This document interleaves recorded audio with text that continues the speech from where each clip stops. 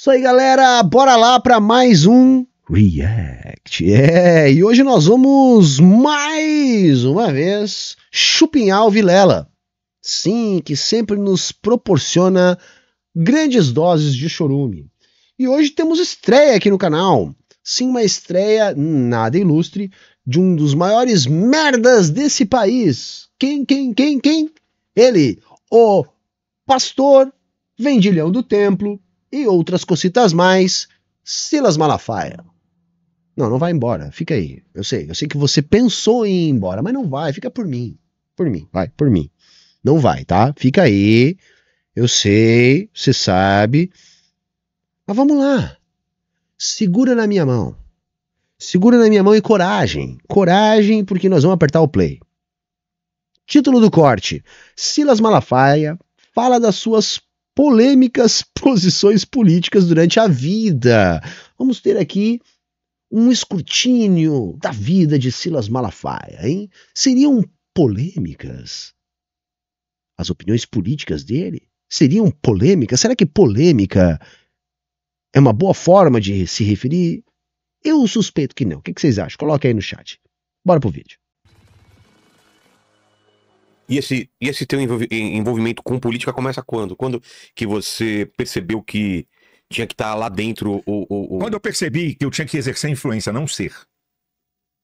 Não ser. Não ser influência? Não ser político. Ah, não ser político. Exercer influência. Por quê?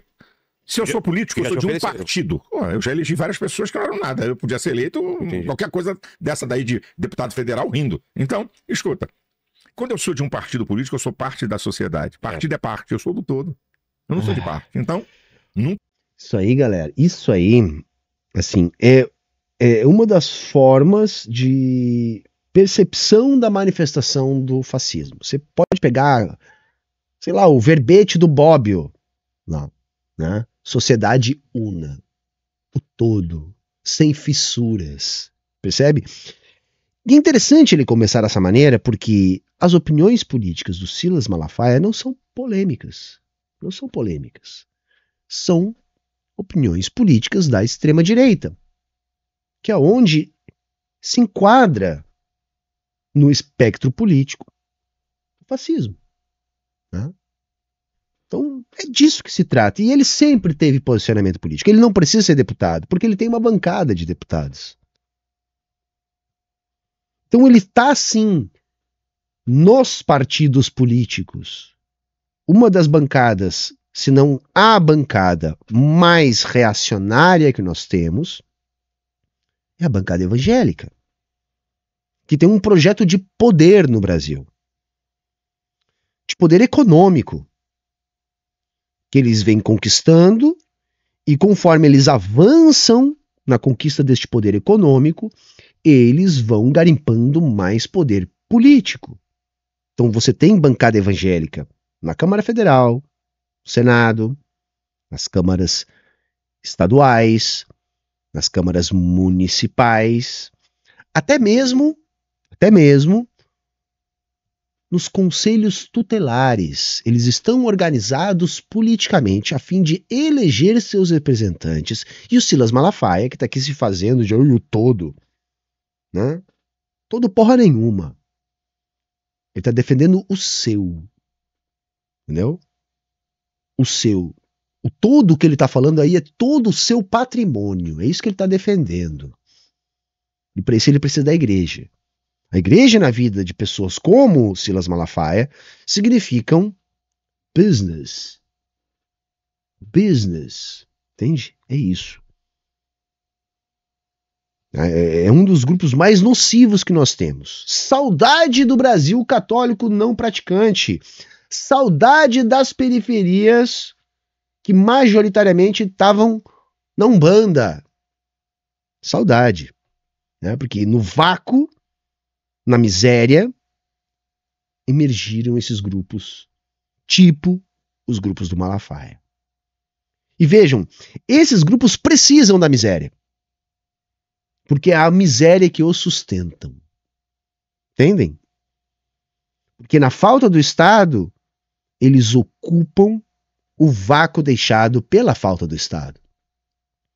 É na desigualdade que eles se oferecem como muleta, como bengala para as pessoas. E assim eles crescem.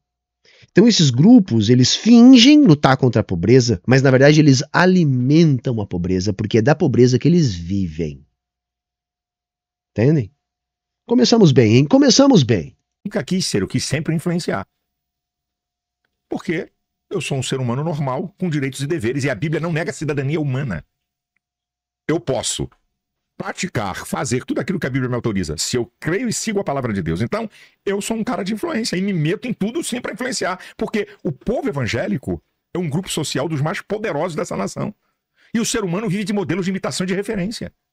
Quem é que vai dizer alguma coisa para a massa evangélica? É quem não acredita no que nós cremos? É quem batalha contra aquilo que nós cremos e que são fundamentos da nossa fé? Então, eu me meto nisso há muito tempo. Agora, vou dizer uma coisa aqui para você, eu dou gargalhada. O quê? Escuta essa. Em 1989, na primeira eleição, eu apoiei Brizola. Eu era bem jovenzinho. Tá. Eu apoiei Brizola. Quem foi para o segundo turno foi Lula contra Collor e eu apoiei Lula. Então. Vai escutando. Porque ele é um oportunista, tá, gente? Tá, isso aí a vida desse cara é, assim, o típico exemplo do oportunismo. Né? Tipo, esse cara não é Bolsonaro. Ele é oportunista. Como ele não era Lula, como ele não era Brizola, ele é oportunista. Então, o que ele procura fazer é entender o fato social dado, né? E se colocar lá como parte deste fato social para conseguir, de alguma maneira, também se beneficiar desse fato social. Então, por isso ele era Brizola, por isso ele foi Lula e por isso ele é Bolsonaro. E ele pode ser qualquer coisa daqui para frente. A depender do seu oportunismo, a depender da conjuntura. E veja, eu não estou falando do fiel que vai na igreja dele. Ele está tentando explorar esse fiel e o fiel, na verdade, é vítima dele. Saca? O fiel acredita, tem princípios, foi convencido de alguma maneira, foi ajudado de alguma maneira, porque para ocupar os espaços deixados pelo Estado, eles também têm que acolher essas populações de alguma maneira, e fazem isso para depois, inclusive, poder extorquir essas pessoas, né? Então eu vejo o fiel como vítima. E a gente tem que entender a dinâmica com que essas coisas se estabelecem, que na minha interpretação tem a ver com a falta de infraestrutura, com a falta de oportunidade, com a desigualdade social, né, com as lacunas, com as brechas, com os espaços deixados. E aí então as pessoas precisam se ajudar. E hoje esses grupos funcionam localmente como redes de apoio.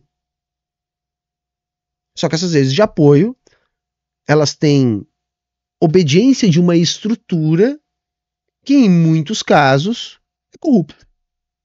Dá para generalizar? Não. Não. Nem todo pastor é corrupto, nem todo pastor de evangélica dizimista é corrupto, nem todo pastor do grupo do Malafaia é corrupto. Porque essas coisas elas têm muitas peculiaridades locais. Né? Mas em geral, para além dessas peculiaridades locais, nós temos um grupo com um claro projeto de poder político, a fim de sustentar seu crescimento econômico, porque uma coisa está ligada à outra. Eu apoiei Lula. Depois, em 2002, eu apoiei Lula para presidente. Aí você me pergunta, por quê? Porque eu acreditava que ele, como um cara da classe trabalhadora do Nordeste, podia resgatar a nossa nação. Eu acreditava nisso. Aí eu queria dizer, você já apoiou Lula. Bem, eu apoiar Lula é um direito. Agora, depois que eu soube e tomei conhecimento de tudo que eles são, continuar apoiando é ignorância. O ser humano é um eterno... Para você ver como isso é um oportunismo. Primeiro que assim, o que ele sabe, o que não sei o que do Lula, na verdade, assim, desde os anos 80 que eles tentam achar coisa do Lula. E eu tenho dito aqui, o Lula tem vários defeitos para mim. Vários. Concilia demais, né? Enfim, é titubeante, não tem postura revolucionária, quer apenas administrar o capitalismo periférico dependente do Brasil. Enfim, dá pra fazer um monte de crítica, dá pra falar mal do governo do Lula, porque tem o Haddad, a política de carceramento em massa, um monte. Agora, eu não diria que o Lula é corrupto, gente. Não diria. Não vou dizer assim, o Lula é incorruptível, né?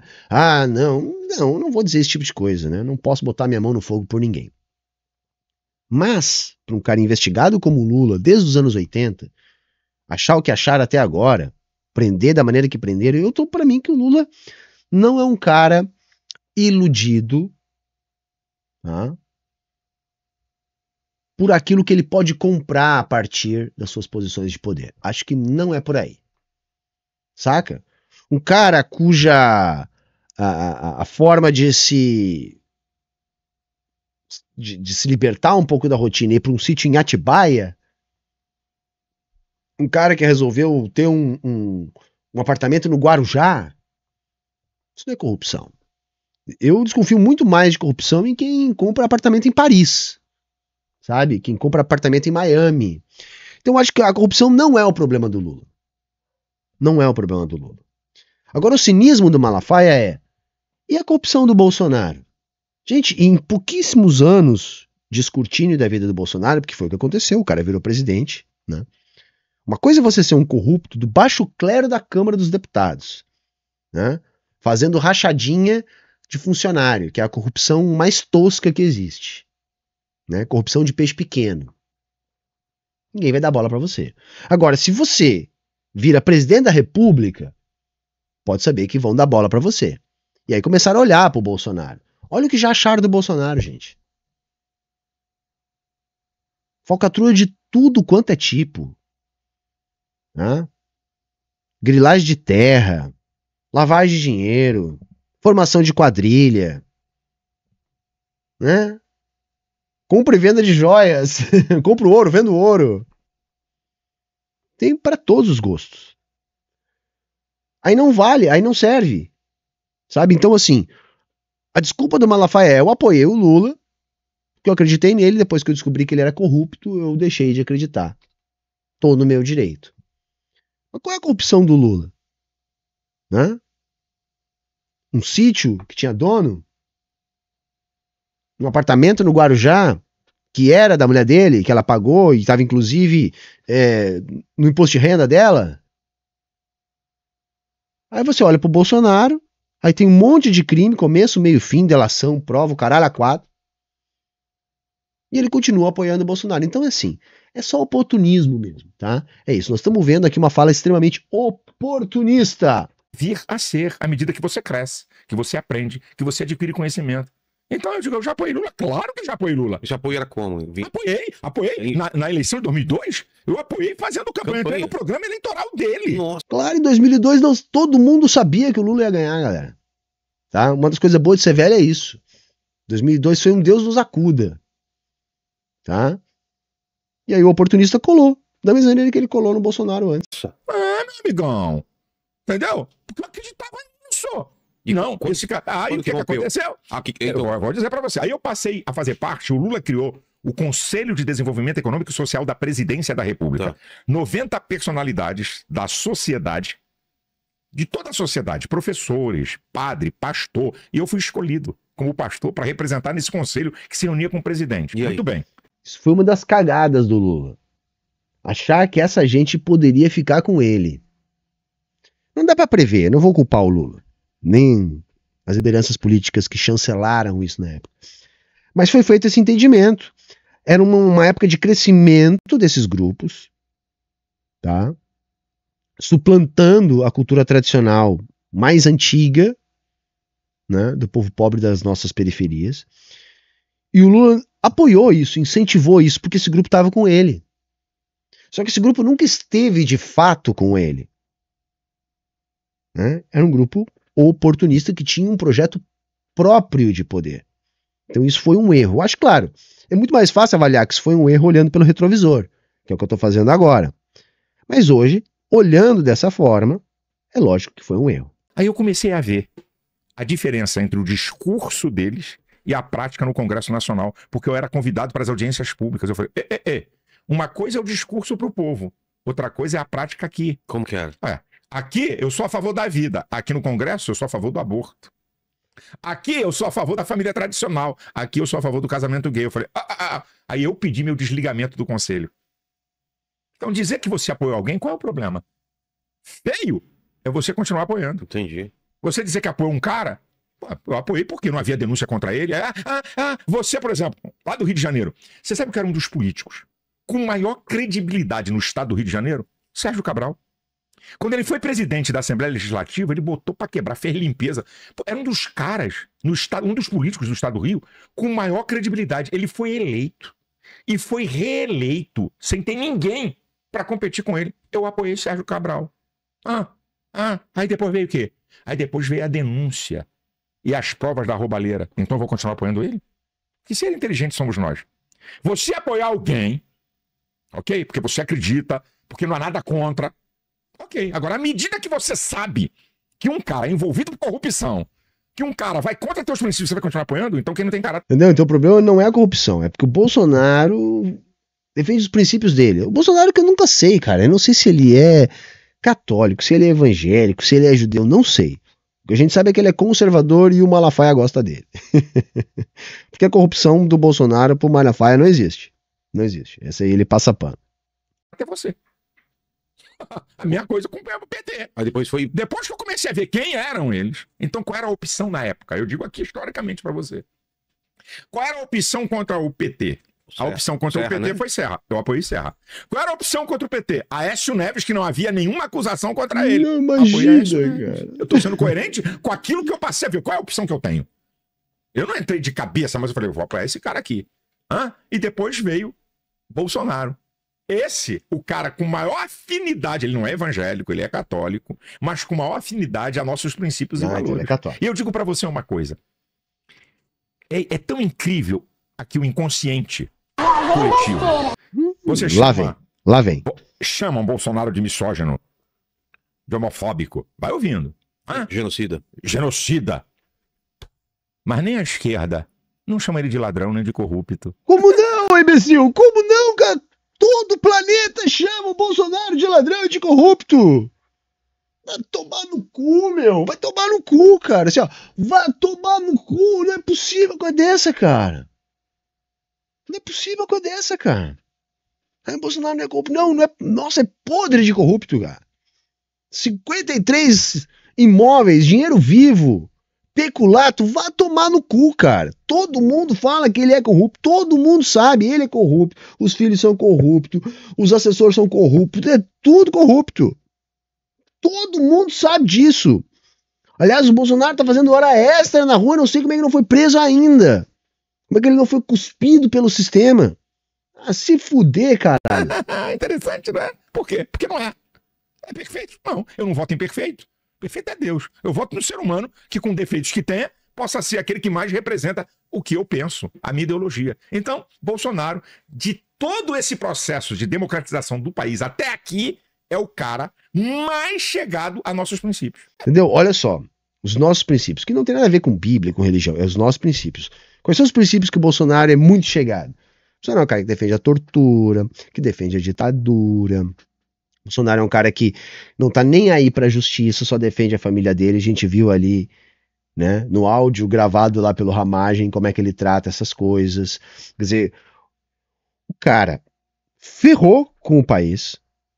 Tá? Quando a gente pega assim o número de habitantes no Brasil e compara com o número de mortos, é desproporcional durante a pandemia, o estrago do bolsonarismo. Quer dizer, então o cara que é indiretamente responsável por centenas de milhares de mortes, né? Um cara que é acusado dos crimes mais toscos possíveis, né? Incompetente, que a única coisa que fez na vida foi mamar no Estado e botar a família inteira pra mamar. Eu não entendo porque esses caras vêm dizer que ele é defensor da família. Cara, quantos casamentos tem o Bolsonaro? Um filho de cada mulher. Que família que o Bolsonaro defende? Entendeu? Que família? A mulher dele mesmo passa mais tempo com o maquiador do que com ele. Que família que ele defende. Sabe, é tudo uma demagogia, galera. É tudo uma demagogia, cara. Pode ser que amanhã surja um outro, mas hoje é esse cara. É o cara mais próximo daquilo que nós cremos, que é o melhor como estilo de vida. Ele é o mais próximo. É perfeito? Não. Tudo que ele fala é correto? Também não. Agora, cara... Mas não teve exagero na campanha de levar pro púlpito isso? Não, a campanha não foi levada para púlpito. Foi em várias igrejas. Peraí, filho. A campanha... Você receber uma autoridade, receber uma pessoa, você pode receber, você não pode fazer campanha. Cara, é que assim... Entendeu? Olha o cinismo desse filho da puta, cara. Então, quer dizer, se tu botar o cara no palco, ficar enchendo ele de elogio, pode. Não é campanha. É campanha só se o pastor disser, ó, votem no fulano de tal, número tal. Dia tal, votem fulano de tal, número tal. Se não disser isso, é só uma autoridade que tá indo no púlpito. Sabe, o que me incomoda, cara? O que me incomoda, sabe o que é? É que esse cara aposta na burrice das pessoas. É o oposto do que eu faço. Eu procuro apostar na inteligência das pessoas. Entende? Porque pro cara falar uma dessas e a pessoa engolir, ele tem que apostar na burrice da pessoa, gente. Sei lá, a pessoa, assim, ó, vamos falar aqui que vai colar. Entendeu? Vai colar. Então, vou botar o Bolsonaro no púlpito, vou ungir o Bolsonaro, vou falar um monte de coisa boa dele, mas não é campanha pra ele não, viu? Não é nada, é só uma autoridade que tá aqui. O pastor que pediu votos. É crime eleitoral, não pode pedir votos. Então, mas sério, não, pedir voto não. Você tá confundindo um Bolsonaro depois de presidente indo nas igrejas, que aí ele passou a andar... Não é assim, ó, exato, pedir voto não pode. Então ele não pode dizer que isso faz. Isso rola, mas rola a boca pequena. Rola, eles pedem voto na cara dura, mas rola a boca pequena. Mas de outra forma é isso, não, é só uma autoridade que tá no púlpito. Então se tu não disser assim, vote dia tal, fulano de tal, número tal, não é pedir voto. Agora dizer que é bonzinho, que é de Jesus, que é ungido, que sei lá, qualquer merda, aí pode, aí não é campanha. Muito em igreja, depois de eleito, muito. E receber apoio de evangélicos na campanha. Receber apoio, por exemplo, ele foi na minha igreja. Como que foi? Tá aqui, vamos orar pelo Bolsonaro, candidato a presidente. Você decide quem você quer votar, orar por ele, acabou. Olha, vota nele. Não pode. Tomar no cu, cara. Vai tomar no cu, cara. Não, tem que fazer muita força pra acreditar no outro. Se quisesse se lascar. Não pode. E outra, tem sempre alguém vai ter. Que exagera. Agora, o que eu acho interessante é o seguinte. O professor na universidade pode usar a sua influência para dizer em quem eles votam. E o pastor não pode. Não. Para lá. Até pra esse ter um monte de churume tem que ter limite. Tem que ter limite. Ninguém bota candidato dentro da sala de aula. Tá? Não vão lá pra dizer, olha só que bonito que ele é, que cheiroso, que bom moço. Ninguém faz isso dentro da sala de aula. Evento, centro acadêmico, coisa assim, até pode acontecer. Acontece. Sala de aula regular, educação de base, educação superior que seja, não acontece. Não vai pra dentro da sala de aula. Tá? Pode ir em evento acadêmico, sala de aula não vai. Então, vá tomar no seu cu, seu monte de bosta. Interessante esse negócio, né? O pastor não pode exercer, mas o professor pode. Na universidade ele pode. E a universidade é pública, nem é dele. Não é nada dele. Não tem nada a ver. Ele é um professor pago. Agora, o pastor não pode exercer influência de dizer, ok, não estou preocupado. Porque eu aprendi uma coisa. O que acontece hoje? Os pastores, escute isso aqui que é interessante. Não adianta você querer falar de política no período eleitoral. Por quê? Porque o povo não vai assimilar o que você está ensinando a eles. Eu falo o tempo todo de política na igreja que eu sou pastor. Ensinando, não estou falando política partidária. Não ensinando o povo. Olha aí o sincericídio. É isso, tá? É isso. Basicamente é isso. É um discurso político. Político. Tudo. 100% do discurso dentro do templo é político. Se você acha que é um discurso de fé, é político.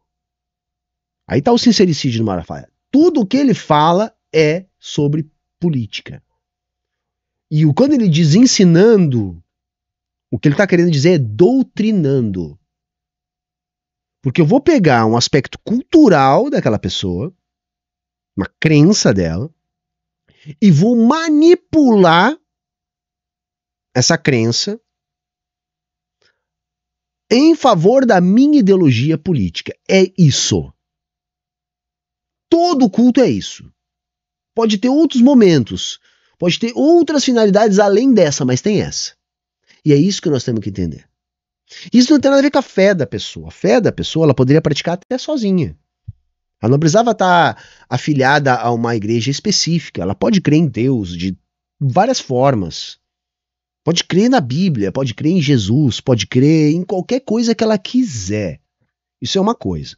Outra coisa é quando você bota todo mundo dentro de um templo, sob a orientação de um pastor que tem determinada ideologia, que tem determinado plano político. A partir do momento que você faz isso, você está instrumentalizando a fé dessa pessoa. Que muitas vezes você acolhe porque está passando uma necessidade, que falta Estado, falta infraestrutura, falta oportunidade. E aí você, ao estender a mão, você coopta essa pessoa. E diz, olha, quem te estendeu a mão tem este princípio. E se você quer essa mão estendida, acolha este princípio. Seja emoldurada por este princípio. Seja doutrinada por essa ideologia. Então é por isso que eu digo que a religião, enquanto instituição, ela é política. É um instrumento de dominação de classe. A fé é um outro debate. É um outro debate. O que as pessoas acreditam ou não, isso é outro debate. Agora, religião, não no sentido de religare, mas no sentido de institucionalização do fenômeno religioso, é um processo político. É dominação política. E é isso que o sincericídio aqui do Malafaia está nos dizendo nesse trecho. O que nós defendemos? O que esses partidos defendem? Você tem que ensinar um povo, rapaz. A ignorância dá poder ao diabo. O conhecimento liberta. O conhecimento é libertador. Então não adianta o pastor chegar e dizer no púlpito, não vote, esse cara é do diabo. Essa é a maneira mais errada que você tem. Você tem que ensinar os nossos valores. Você tem que ensinar nossas crenças. Você tem que ensinar o que temos como ideia e quem é que está afinado com isso. É o que nós temos que fazer. Nós somos um segmento social com direito a votar e ser votado. Tá ligado que já faz 10 minutos aqui, ele está falando em ensinar, ele falou em política, ele falou em várias coisas. Ele só não falou em nenhum momento em estimular no fiel cristão, que é o que ele se diz ser, a ler a Bíblia. Ele não falou nenhuma vez ainda. Ele está falando em ensinar. Ele nunca falou. Já pensou se o fiel busca ele interpretar aquilo que ele crê? Sabe, porque eu desconfio que pouca gente lê a Bíblia, tá, galera? Assim, eu não sei, sabe? Eles querem que alguém diga para eles o que está na Bíblia. E quando leem, não conseguem fazer um exercício de interpretação. Porque eles não são estimulados a fazer isso. Não há debate sobre interpretação. Não é isso que acontece nesses cultos evangélicos, desse tipo específico de igreja evangélica. Há uma repetição de jargões retirados da Bíblia, e a partir desse jargão é feita uma interpretação dada ao povo, que assimila isso acriticamente. Então eu não vejo isso como algo diferente do teocentrismo medieval da Igreja Católica. Restringia a leitura da Bíblia aos membros da Igreja e utilizava a interpretação da Bíblia para exercer dominação política. É a mesma coisa. A diferença é que hoje as pessoas podem ler a Bíblia. Mas a interpretação da Bíblia continua sendo exclusiva dos pastores. Eles que dizem o que de fato quer dizer. E isso me deixa mais irritado ainda quando eu lembro que tudo que a gente chama de igreja evangélica nasce do protestantismo de Lutero, que tinha como principal, talvez, bandeira, a crença de que as pessoas tinham que ler e interpretar por si só a Bíblia. Né? Então veja, o Lutero, que funda, a partir do protestantismo, que vem a ser depois das igrejas evangélicas, ele faz o que faz contra a cobrança de dízimo, contra a venda de indulgências e a favor de que as pessoas se salvassem apenas pela fé, pelos bons atos e pudessem interpretar as Escrituras. Então hoje, o que essas igrejas fazem é justamente o oposto daquilo que foi pregado por Lutero. Porque exigem o dízimo, vendem tudo que é souvenir sagrado, né? Que é uma forma moderna de indulgência, e ainda interpretam a Bíblia para as pessoas. Ou seja, nós voltamos àquilo lá que Lutero combateu. Isso é legal, não é nenhum crime. Como eu disse para você, o modelo do mundo ocidental é o paradigma judaico-cristão. É o que permeia a sociedade ocidental. Então, como é que você quer negar aquilo que permeia? Sim, sim, aí ele tem razão, mas permeia por quê? Foi construído isso a ferro e fogo. A partir de dominação política. A Igreja Católica era a maior senhora de terras da Idade Média. O padroado da Igreja Católica com as coroas ibéricas trouxe os catequistas jesuítas. Então foi uma imposição. No Brasil, até a República, não existia divórcio. Não existia registro civil. Era certidão de batismo. Era até que a morte o separe. Não participar da procissão de Corpus Christi era crime, dava cadeia. Aí é fácil permear, né? Porque foi uma dominação política. O que é o Umbanda? O Umbanda é o sincretismo religioso construído a partir da prática da ancestralidade dos povos escravizados, a fim de manter a sua cultura ancestral, disfarçada de catolicismo para ser tolerada em alguma medida pela fé oficial do Estado. Por isso que permeia a sociedade.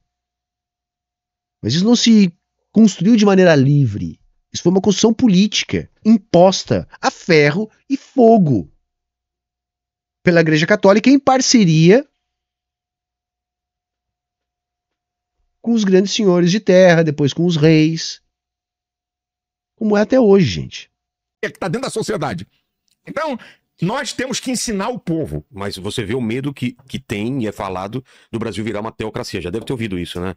Isso. Dessa bancada evangélica tomar um poder querido, tão grande. Isso é a falácia da esquerda. Mas já ouviu, né? Falácia. Claro, isso é a falácia da esquerda que está perdendo influência. Eles estão perdendo influência. Mas desde que você começou como pastor, você vê essa influência? Claro. Por quê? Porque à medida que você conscientiza um povo, o povo começa a ficar aberto. Epa, o que é isso aqui? Imagina só a conscientização de um povo. Gente, o que essa gente faz com o povo é domesticação. Tem nada a ver com conscientização, é o oposto à conscientização. Entende? Eu tenho pra mim que esses caras sequer acreditam no que eles falam. Já me disseram que não, que eu tô errado. Eu posso estar mesmo. É só um chute. Mas se eles acreditassem mesmo em Deus, sabe? Na salvação das almas, né? No julgamento, eles não iam ser tão canalhas. Porque a vida dessas pessoas, tipo esse pastor, é passar os outros para trás. Sabe? Então é uma vida, dentro dos próprios princípios dele, em pecado. Então eu acho que esses caras não acreditam em nada. São materialistas. Morreu, acabou. Os bichos vão comer. Dá pra cá meu dinheiro. Eu quero meu jatinho. E vamos usar essas palavras pra enrolar os trouxa. Pra mim é isso. Tá? Pra mim é simplesmente isso. Aquele vídeo antigo que tem, eu não me lembro se é do Malafaia mesmo ou se é do Edir Macedo. Eu acho que é do Edir Macedo. Né? Que ele estava jogando uma bola. Eu não vou achar agora o vídeo, mas enfim, o vídeo antigo. Ele estava jogando uma bola ali, um treinamento de pastores, e o cara tá lá explicando como tirar dinheiro dos trouxa, que no caso são os fiéis. Pra mim, aquela cena ali resume bem o que é essa turma aí. Tá? E assim, tá bom, faltam ainda aqui alguns minutinhos, acho que 1 minuto, mas já deu. Acho que o que eu tinha pra falar disso aqui já deu. Tá? Se você conseguiu tancar até agora, você é um herói. Tá? Eu amo você. E se você me ama, deixa o like. Deixa um comentário aqui embaixo. Ajuda nós. Porque, assim, não é fácil suportar esse tipo de cara. Mas a gente também tem que fazer esse debate. Esse cara nunca tinha aparecido aqui no canal e eu achei que a gente devia falar dele também. Beleza, gente? Era isso hoje, então. Tamo aí. Até a próxima. Tchau, tchau. E era isso hoje, galera.